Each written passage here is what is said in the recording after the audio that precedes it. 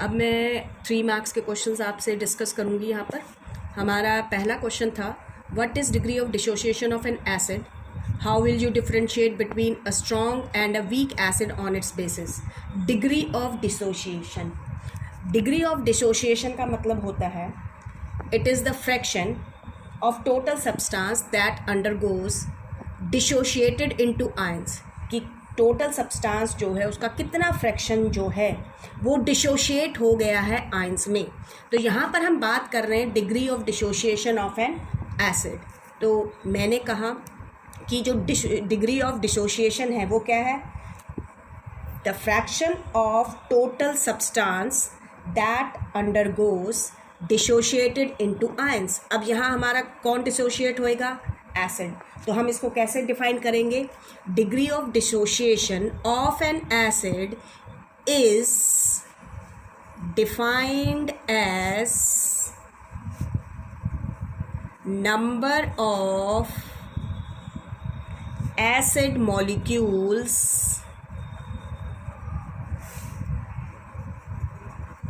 undergoing dissociation, means that is ionization. Getting dissociated into ions.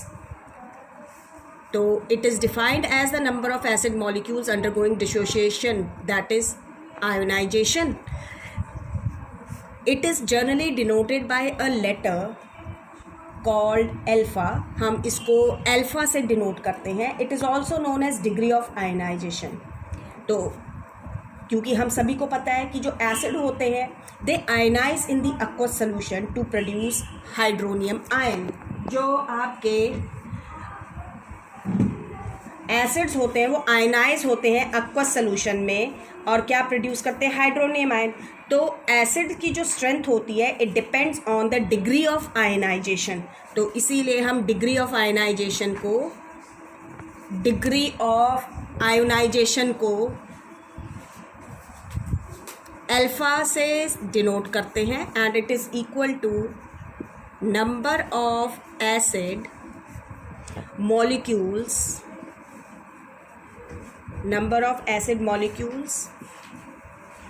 undergoing ionization upon में total number of acid molecules।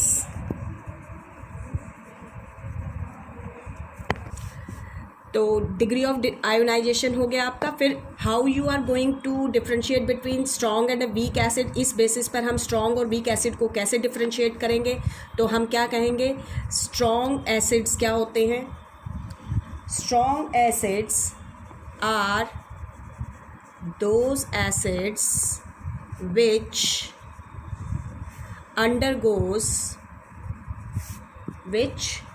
undergoes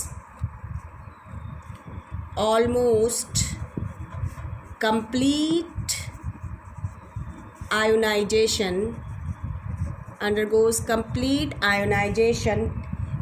in a dilute aqueous solution, thereby producing large amount of hydronium ions, or you can say thereby producing large concentration of hydronium ions, whereas इसी तरीके से हम weak acid को क्या कहेंगे, whereas weak acids are those acids which undergoes partial ionization और incomplete ionization in a dilute aqueous solution, thereby producing less amount of hydronium ions or producing, you can say, less concentration of hydronium ion. तो like this you can differentiate. Second question is what is the role of acid in regaining the shine of tarnished copper vessel, explain. तो इसने कहा है कि acid का क्या role होता है जो कॉपर वेसल टार्निश्ड हो जाता है, उसकी जो चमक होती है उसको वापस लाने में एसिड का क्या रोल होता है. तो हमें ये पता होना चाहिए जो टार्निश्ड कॉपर वेसल होते हैं, tarnished copper vessel has green coating of basic copper carbonate. Green coating होती है बेसिक कॉपर कार्बोनेट की. और जो एसिड होते हैं, acid neutralize this coating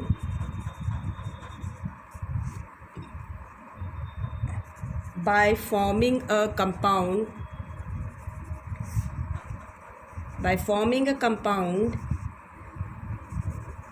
that gets washed away with water. This cleans the surface. हमारा जो कॉपर वेसल है उसकी ग्रीन कोटिंग रिमूव हो जाएगी और वो साफ़ हो जाएगा and it regain it's shine. आपके इसी क्वेश्चन को कई बार ये पूछ लिया जाता है कि आपकी बुक में भी एक क्वेश्चन ये है कि हम लेमन जूस, ये मेटल्स और नॉन मेटल्स चैप्टर में आएगा ये क्वेश्चन वहाँ पर, कि हम जो कॉपर वेसल होता है उसको लेमन जूस से या विनेगर से क्यों रब करते हैं. तो वही है बेसिक लेयर को रिमूव करने के लिए, जो ग्रीन कोटिंग है कोरिजन की वजह से जो प्रोड्यूस होती है उसको रिमूव करने के लिए, जिससे कि वो अपनी शाइन को रिगेन कर सके. अब उसने क्वेश्चन थर्ड में पूछा है explain the role of tartaric acid in baking powder. Baking powder के अंदर टार्ट्रिक एसिड का क्या रोल है. तो I am again telling, baking powder के अंदर दो कॉन्स्टिट्यूएंट होते हैं. एक बेकिंग सोडा होता है.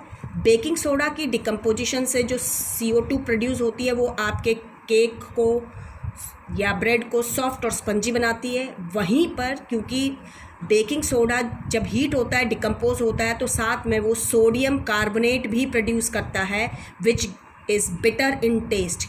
वो बिटर टेस्ट का होता है क्योंकि दैट इज़ अ अल्कली, वो एक एल्कली है. ठीक है. और आपका जो टार्टरिक एसिड है वो उसको क्या करेगा, न्यूट्रलाइज करेगा. तो इसका रोल क्या हो गया, टार्टरिक एसिड जो है, tartaric acid present in baking powder. अब यहाँ पर हम सीधा एक ना, क्योंकि 3 मार्क्स में पूछा है तो according to 3 marks we will write the answer. तो हम पूरा डिटेल में देना पड़ेगा. Tartaric acid present in baking powder neutralizes the sodium carbonate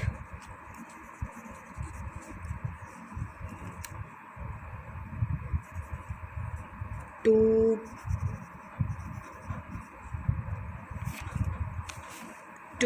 I can say, I will write neutralize the sodium carbonate which is produced due to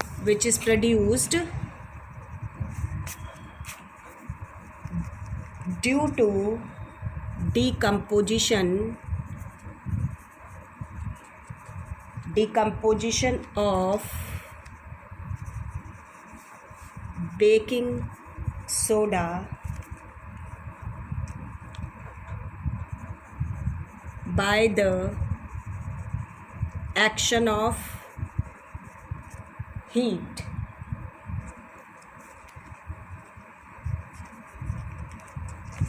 This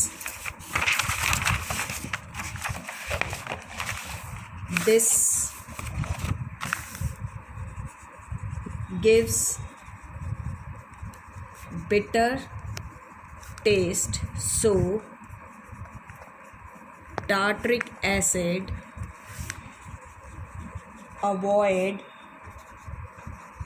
bitter taste. even pleasant taste is produced due to the formation of sodium salt of tartaric acid, that is due to the formation of sodium tartrate, जो sodium tartrate बनता है।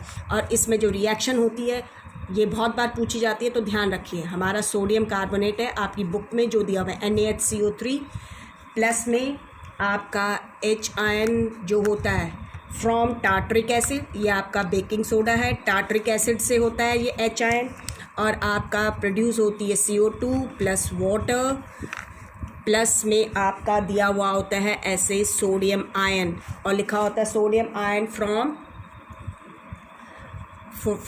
क्या लिखा होता है इसके नीचे, sodium ion from जो आपका सॉल्ट बन रहा है किसका, टार्टरिक एसिड का, तो फ्रॉम सोडियम टार्टरेट। एक्चुअली में आपकी जो ये होता है ये एसिड क्या होता है ऐसे NaHCO3 प्लस में हमारे पास जो एसिड है वो है टार्टरिक एसिड होता है CHCOOH। हम फार्मूला आपको मैंने बताया ही है टार्टरिक एसिड का, क्या बताया है फार्मूला टार्टरिक एसिड का, अगर आपको ध्यान है तो हम टार्टरिक एसिड को लिखते हैं C4H6O6। ये एक ऑर्गेनिक एसिड है, ठीक है, ये टार्टरिक एसिड है आपका। ये जब आप कार्बोनेट्स कंपाउंड में देखेंगे वहाँ पर आपका डिटेल में आएगा। This is the formula. तो ये एसिड है, तो आपका क्या प्रोड्यूस हो रहा है, CO2 plus H2O, sodium ion from sodium salt of tartaric acid, जो सोडियम सॉल्ट बनता है दैट इज़ सोडियम टार्टरेट। यहाँ से H आयन्स को हटा दीजिए और सोडियम आयन फिट लगा दीजिए, तो आपका जो सोडियम टार्टरेट बनेगा CHOCHCOONA CHOHCOONA। तो ये क्या हुआ, जब इसको हीट किया तो हीट करने से इसकी डिकम्पोजिशन से CO2 H2O तो प्रोड्यूस हो ही रहे थे, साथ में क्या बन रहा था, सोडियम कार्बोनेट। ये सोडियम कार्बोनेट इसके साथ रिएक्ट करता है और sodium salt of tartaric acid produce होता है, तो आपका ये सॉल्ट बनता है।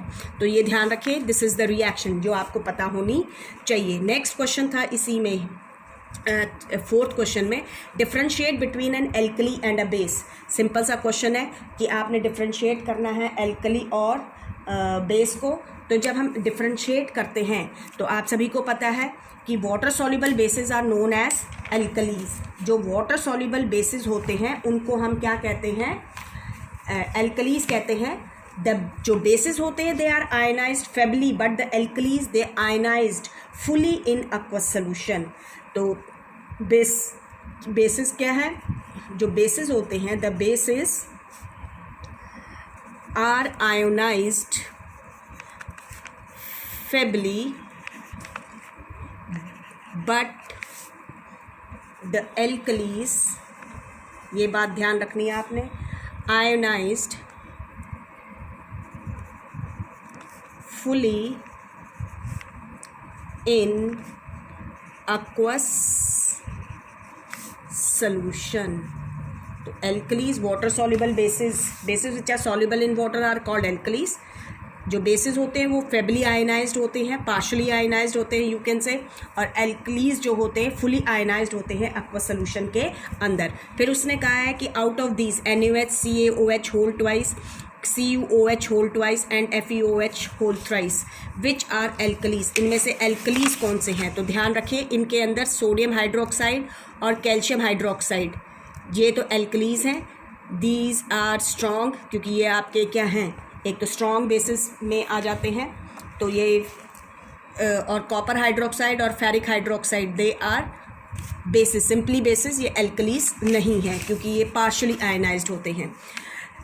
नेक्स्ट क्वेश्चन था fifth, what is meant by pH of a solution. pH of a solution क्या होता है, तो pH of a solution is the pH of a solution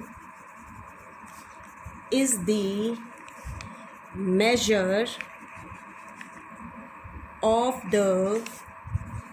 measure of the acidity or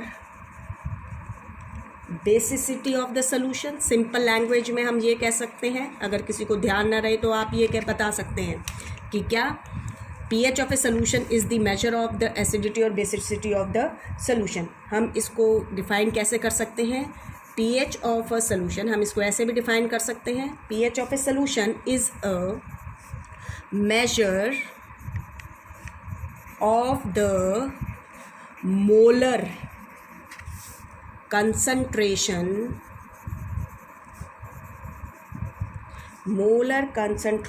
of hydrogen ions in the solution.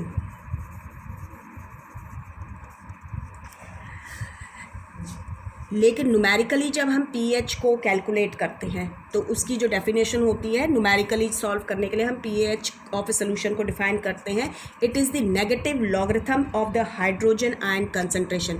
जो logarithm वाली definition है, it is not in your syllabus में नहीं है, लेकिन यू शुड नो थोड़ा बहुत, क्योंकि you give different kinds of competitive exam. आप लोग अलग अलग कभी आकाश के किसी न किसी तरह के एग्ज़ाम देते रहते हैं, NTSC वगैरह, तो वहाँ पर थोड़ा बहुत आपको पता होना चाहिए। तो pH न्यूमेरिकली जब हम कहते हैं तो pH is the negative logarithm of the hydrogen ion concentration,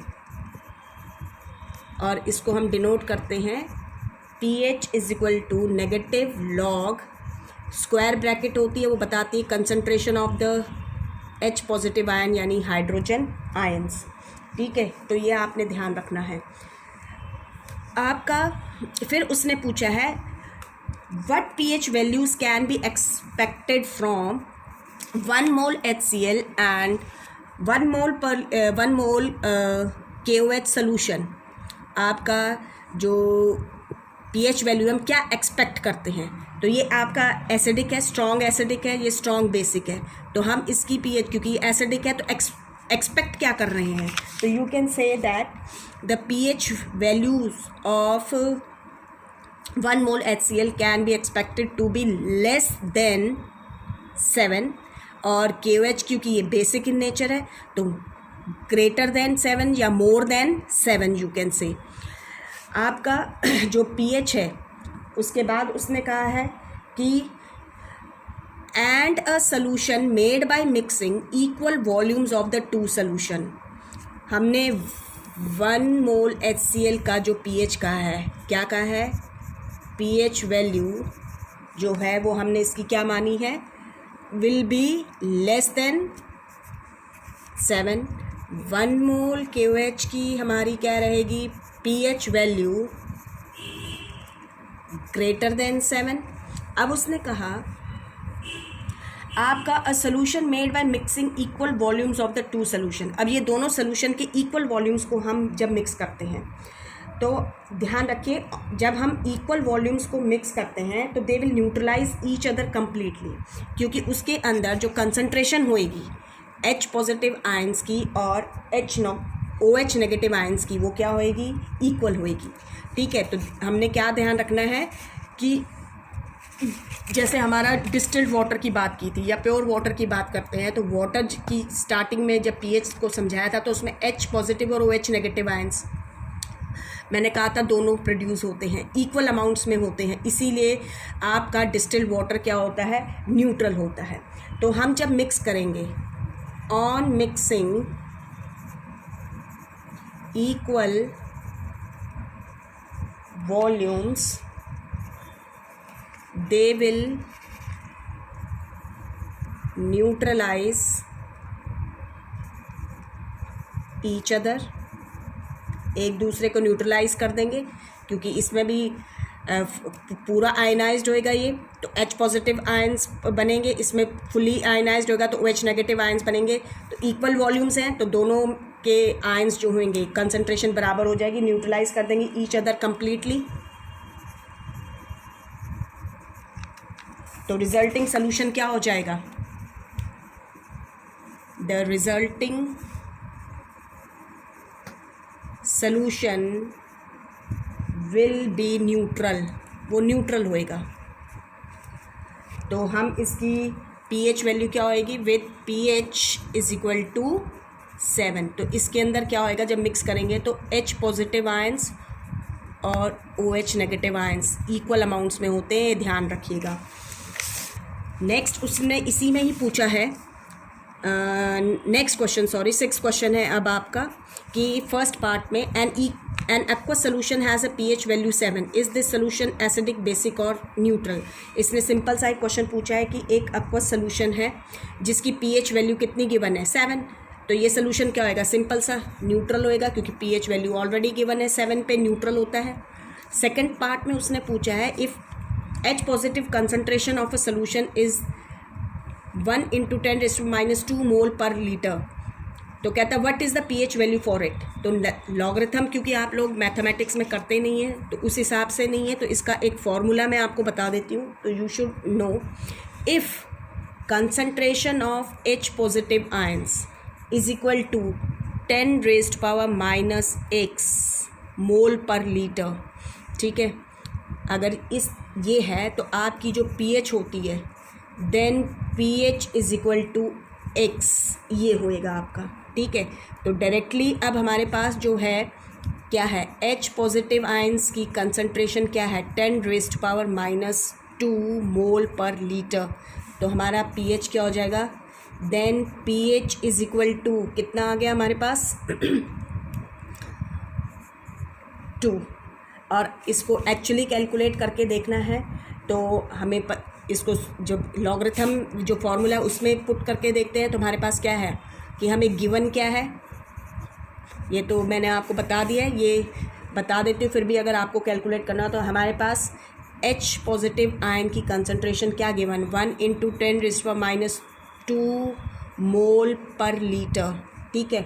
तो ये बराबर में है 10⁻² मोल पर लीटर, ठीक है। तो हमारे पास pH क्या होता है, pH is equal to negative logarithm of hydrogen ion concentration, तो ये क्या हो जाएगा, is equal to minus log hydrogen ion concentration कितनी है 10⁻², दिस इज इक्वल टू, ये आपका क्या हो जाएगा अब माइनस, इसको लिखूँगी -2, ये -2 जो है log 10, ये क्यों होता है इसका रीज़न बता देती हूँ, क्योंकि बिकॉज log अगर रेज टू पावर हमें फाइंड आउट करना है m raise to power n, तो दिस इज़ इक्वल टू होता है n log m, ठीक है। अब हमारे पास क्या है, माइनस से माइनस प्लस हो गया तो 2 log 10 है। अब ध्यान रखिए log 10 की वैल्यू, जब आप लॉगरिथम बुकलेट के अंदर log 10 की वैल्यू फाइंड आउट करेंगे तो ये आपकी वैल्यू 1 होती है, तो 2 × 1 इज इक्वल टू कितना हो गया 2। रीज़न दे देते हैं because log 10 is equal to क्या होता है 1, तो इस तरीके से आप pH वैल्यू फाइंड आउट कर सकते हैं, और ये आपको रिलेशन, आपको मैंने शॉर्ट डायरेक्ट रिलेशन बता दिया है याद करने के लिए। थर्ड पार्ट में उसने कहा है which has higher pH value, 1 mole per litre HCl और 1 mole litre NaOH solution. Higher pH value, higher pH value means अगर pH वैल्यू हायर है तो क्या होएगा, बेसिक इन नेचर, ठीक है। Higher pH value basic in nature, तो इनमें से बेस कौन सा है NaOH, तो 1 mole per litre NaOH solution जो है has higher pH value. Question number 7 है, अगेन उसने पूछा था, ये कल भी डिस्कस किया था, जो कल वीडियो भेजी है उसमें, इससे पहले वाली वीडियोस में भी डिस्कस किया है मैंने। Name the raw material used in the manufacture of sodium carbonate bye Solvay process. जो रॉ मटेरियल यूज्ड हो रहे हैं, आई एम रिपीटिंग अगेन, पहला जो रॉ मटेरियल यूज्ड हो रहा है वो हमने क्या दिया है, इसके अंदर जो रॉ मटेरियल यूज्ड हो रहा है limestone, calcium carbonate, it is a source of carbon dioxide. ध्यान रखिएगा क्योंकि जब आप लाइमस्टोन कैल्शियम कार्बोनेट की आपने थर्मल डिकम्पोजिशन फर्स्ट चैप्टर में पढ़ी है, तो डिकम्पोज होएगा तो कैल्शियम ऑक्साइड यानी लाइम और कार्बन डाइऑक्साइड प्रोड्यूस करता है, दोनों ही यूज़ किए जाते हैं। जो सेकेंड रॉ मटेरियल यूज़ होता है इसके अंदर वो है आपका कॉमन सॉल्ट, जिसे हम सोडियम क्लोराइड NaCl कहते हैं, in the form of brine, brine की फॉर्म में यूज़ होता है। और थर्ड रॉ मटेरियल जो यूज़ होता है that is ammonia NH3। Second part में उसने पूछा है how is the sodium hydrogen carbonate formed during solvay process separated from a mixture of ammonium chloride and NaHCO3।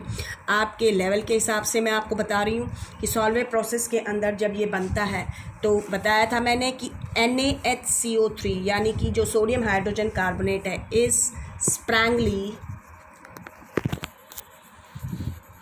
soluble in water, वो sparingly soluble है water में यानी slightly, and gets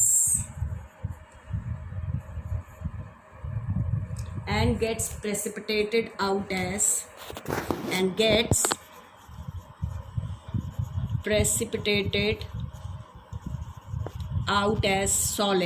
solid की form में प्रेसिपिटेट आउट हो जाता है। While जो आपका अमोनियम क्लोराइड जो है रिमेन्स इन सॉल्यूशन, वो सॉल्यूशन में रहता है। जो प्रेसिपिटेट बनेंगे, the precipitate is removed by filtration, हम फिल्ट्रेशन से उसको रिमूव कर देंगे, एंड ड्राइड, सुखा लेंगे। लाइक दिस हम उसको सेपरेट कर देते हैं। और थर्ड पार्ट में उसने पूछा है कि how is sodium carbonate obtained from sodium hydrogen carbonate. Sodium hydrogen carbonate से हम सोडियम कार्बोनेट कैसे ऑब्टेन करते हैं? By thermal decomposition, you can say. On heating, जब हम हीट करेंगे तो क्या होएगा? On heating sodium hydrogen carbonate decomposes to form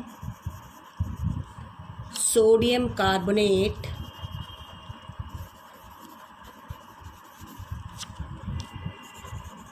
known as, जिसे हम क्या कहते हैं? Soda ash. और जो रिएक्शन होती है आपकी वो होती है 2NaHCO3 on heating Na2CO3 plus CO2 plus H2O plus H2O। 8th question है आपका। 8th क्वेश्चन के फर्स्ट पार्ट में उसने कहा है what is the action of litmus on dry ammonia gas. Dry ammonia gas पर लिटमस का एक्शन क्या होएगा? तो सबसे पहले ड्राई अमोनिया गैस पर लिटमस का कोई एक्शन नहीं होएगा।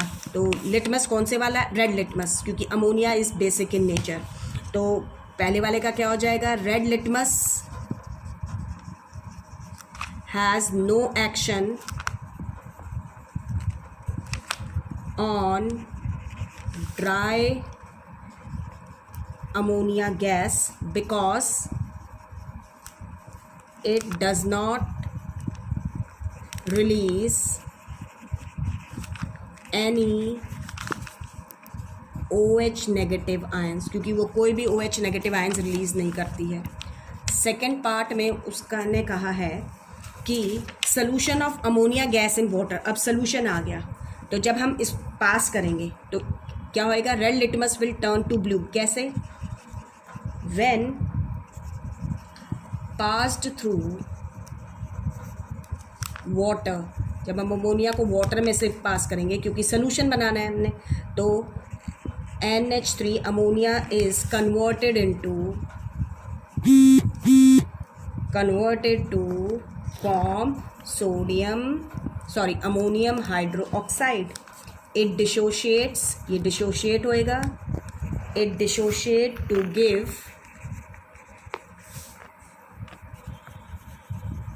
hydroxyl ions, you can say, or hydroxide ions, and the solution is basic in nature। ठीक है, वो आपका सोल्यूशन कैसा हो जाएगा? Basic in nature. Basic nature का है तो रेड लिटमस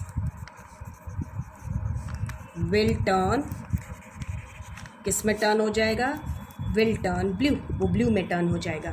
अब 9th क्वेश्चन में आपको दे रखा है baking soda is used in small amount in baking bread and cake. It helps to make this soft and spongy. An aqueous solution of baking soda turns red litmus blue. It is also used in soda acid fire extinguisher. इस तरह के questions बहुत पूछे जाते हैं exam में. तो वो कहता है कि उसने क्वेश्चन पूछा है, use this information to answer the following questions. First उसने कहा है how does baking soda help to make cakes and bread soft and spongy. आपको ये मैंने कई बार बता लिया है कि क्या होता है इसमें. एक मिनट, इसमें हमारा एक बी पार्ट रह गया है ऊपर, सॉरी. इसका 8 क्वेश्चन का बी पार्ट मैं लेती हूँ एक बार. ये हमने ये डिस्कस 9th पे आ गए, उससे पहले मैं बी पार्ट ले लेती हूँ एक बार, ये रह गया था. State the observation you would make on adding ammonium hydroxide solution to aqueous solution of. इसके फर्स्ट में हम क्या कह रहे हैं कि हम क्या ऑब्जर्वेशन देंगे. आपने ऑब्जर्वेशन बतानी है. You would make on adding ammonium hydroxide solution to aqueous solution of ferrous sulphate. हमारा aqueous सॉल्यूशन है फेरस सल्फेट का. हमने इसमें क्या ऐड किया है, अमोनियम हाइड्रोक्साइड NH4OH सोल्यूशन. तो वो कहता है कि क्या होएगा. तो aqueous सॉल्यूशन है, डबल डिस्प्लेसमेंट जो रिएक्शन है वो होएगी. तो हमारा बनेगा FeOH whole twice, ferrous hydroxide है, प्लस में हमारा बनेगा अमोनियम सल्फेट.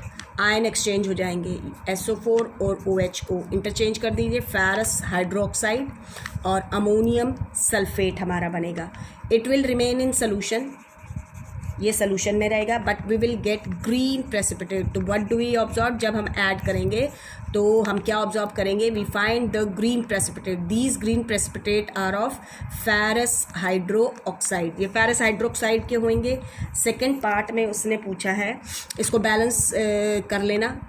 ये हो जाएगी 2 अमोनियम आयन है, तो यहाँ 2 अमोनियम आयन कर दीजिए. सल्फेट आयन है, हाइड्रोक्साइड आयन 2 है, 2 हाइड्रोक्साइड, एक फेरस आयन है आपका, और एक ही यहाँ पर है आयरन का. ठीक है.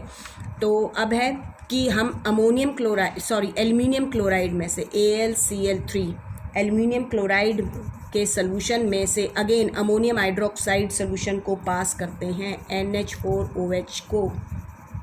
तो कहता है कि क्या होएगा. अगेन डिस्प्लेसमेंट रिएक्शन, यहाँ से एक्सचेंज कर दीजिए. तो एल्युमिनियम हाइड्रोक्साइड, इसके प्रेसिपिटेट बन रहे हैं. तो ये सिंबल दिखा दीजिएगा या सॉलिड स्टेट लिख दीजिएगा.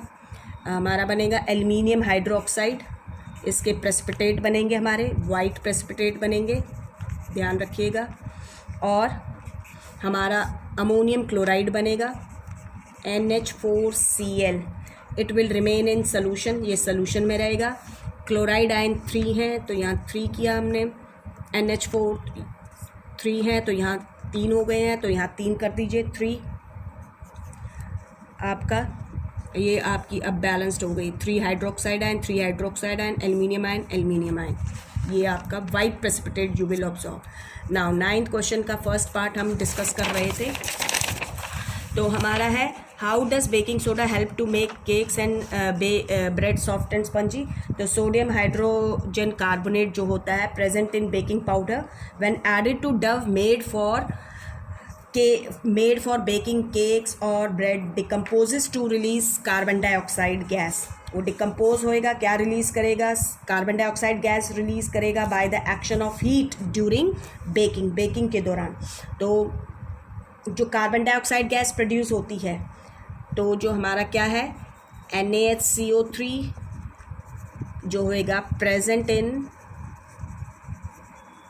बेकिंग पाउडर, वो क्या हो रहा है, डिकम्पोज हो रहा है. Decomposes to release carbon dioxide gas by the action of heat के एक्शन से ड्यूरिंग बेकिंग के दौरान. जो कार्बन डाइऑक्साइड गैस है वो क्या करेगी, द कार्बन डाइऑक्साइड गैस जो प्रोड्यूस हो रही है बबल्स की फॉर्म में, produced gets trapped in the wet dough. जो वेट डव होता है उसमें ट्रैप्ड हो जाएगी. एंड बबल्स आउट, धीरे धीरे बबल्स निकलेंगे उसके, bubbles out slowly, making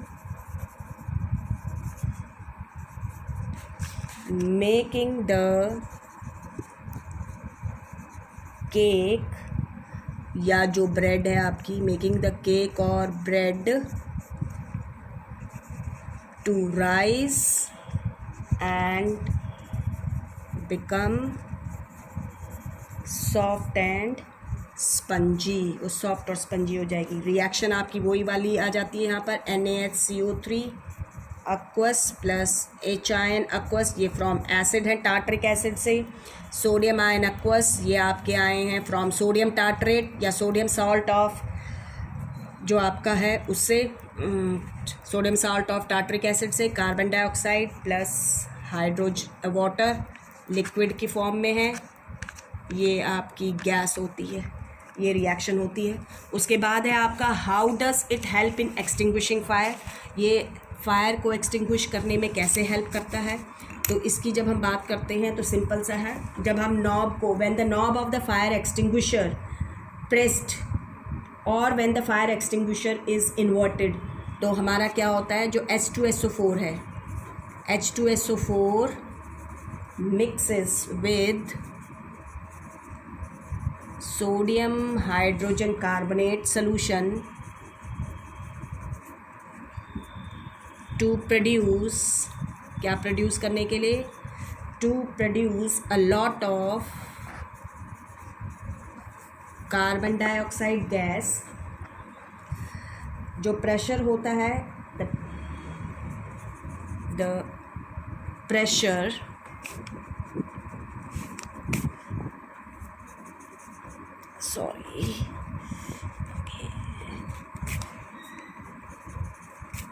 the pressure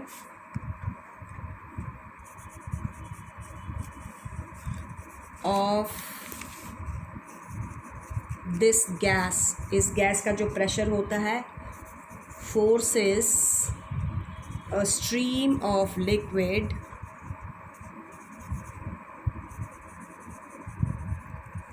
to fall on the burning substance, or you can simply say when H2SO4 mixes with sodium hydrogen carbonate solution to produce, it produces a lot of carbon dioxide gas. The pressure of this gas forces a stream of liquid to fall on the burning substances, or you can say the carbon dioxide come out along with the liquid and forms a blanket around the burning substance and cut off the supply of air to the burning substance। तो आपका ये जो carbon dioxide gas है जो बाहर आ रही है, the carbon dioxide gas coming out along with the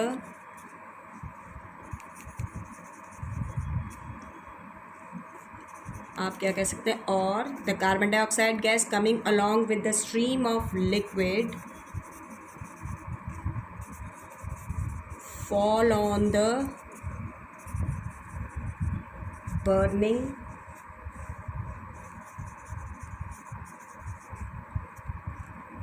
substance।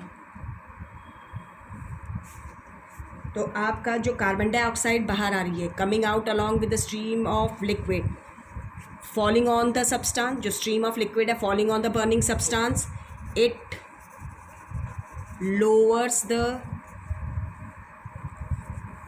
lowers the ignition temperature of the burning substance, and carbon dioxide forms a blanket around the burning substance and cuts off the supply of air to the burning substance,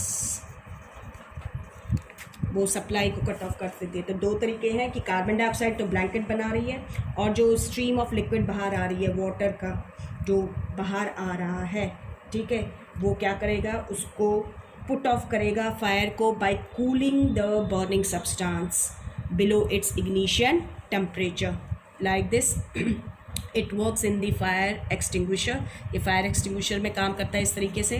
third part में इसने पूछा is the pH value of baking soda solution lesser than और greater than 7। तो baking soda is a mild base, ये एक आपका mild base है, तो क्या होएगा, सो